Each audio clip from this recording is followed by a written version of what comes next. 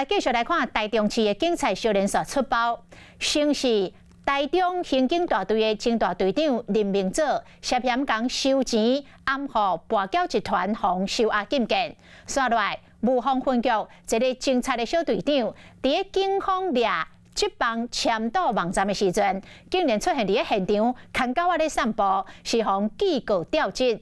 即摆佫传出大雅分局有一个小队长涉嫌虚报2000块的误餐费，妨用伪造文书函送法办，一件接一件来爆发，已经严重伤害到警方的形象。办公室的气氛真歹，大家人的面色拢真歹看。这是台中市大雅分局53岁张姓小队长涉嫌假报刑事办案工作费，用伪造文书罪函送法办。刑事办案工作费包含侦办案件的餐费、器材、油钱等等，用收据报销。分局长签准，若是紧急会当事后来对认。不过，这个小队长中途报销2000块，用伪造文书罪函送法办，是行政作业疏失，也是超工的。目前佫伫咧查明。那安尼，小队长讲因为无正当的男女交往关系，4年前就互分局来做辅导对象。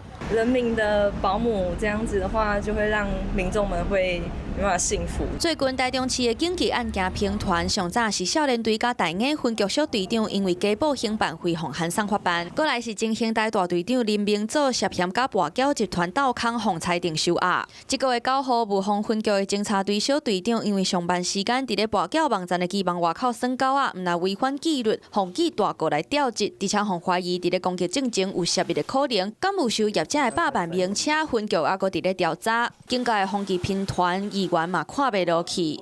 到底还有没有一些潜在的因素，甚至于是未爆弹？经过辅导，也经过心理咨商，又再犯，所以我们就列为汰除退项。警方强调，对涉案的个案绝对袂暗砍，勤务的纪律嘛有监督的系统甲人员随时伫咧调查。若是风纪案继续来发生，警察局长的面子恐惊嘛挂袂掉。